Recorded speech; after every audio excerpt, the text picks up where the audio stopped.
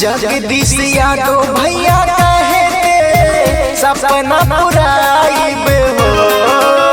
मनीष भैया जी कहते साथ हम निभाइब हो। माई बाबू जब करी है मतदानवा प्रधान बन के आइब हो। माई बाबू जब करी है मतदानवा प्रधान बन के आइब हो। वोट नहीं कर्ज मांगते हैं, वोट नहीं कर्ज मांगते हैं, ब्याज सहित लौटा देंगे।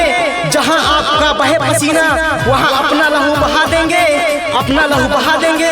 ये कहना है बड़े भैया जगदीश यादव, मनीष यादव का। तो भूलना नहीं है दादा दादी, चाचा चाची, भैया भाभी। आने वाले प्रधानी के चुनाव में सबसे ये कहना है कि बूथ पे जाके जम के मोहर लगाना है और बड़े भैया जगदीश यादव पत्नी सरोज भाभी को अपना प्रधान बनाना है। ग्राम सभा परोमा के स्वर्ग बनाइब, हर योजना के लाभ दिलवाइब।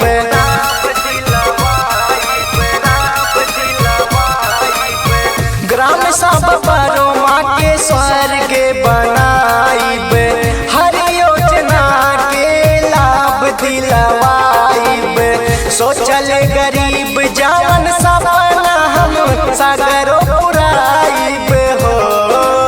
सोचल गरीब जवन सपना हम सागरो पुराइब हो। भैया भौजी जब करी है मतदानवा प्रधान बन के आइब हो।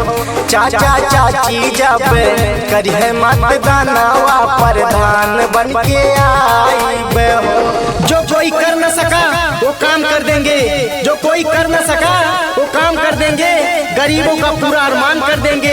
अरे 5 साल क्या उम्र भर कोई नहीं भूल पाएगा, क्योंकि बन के प्रधान ऐसा काम कर देंगे, ऐसा काम कर देंगे। तो जी हाँ, आपका बेटा जन जन का दुलारा जगदीश भैया चल चढ़े हैं मैदान में आप सभी जनता जनार्दन के सम्मान में। तो भूलना नहीं है चाचा चाची, दादा दादी, भैया भाभी। आने वाले प्रधानी के चुनाव में बड़े भैया जगदीश यादव पत्नी सरोज भाभी को जिताना है और अपने ग्राम सभा परोमा में विकास की गंगा बहाना है। जगदीश भैया जिंदाबाद जिंदाबाद, सरोज भाभी जिंदाबाद जिंदाबाद, ग्राम सभा परोमा की जनता जिंदाबाद जिंदाबाद। पिछड़ा गरीब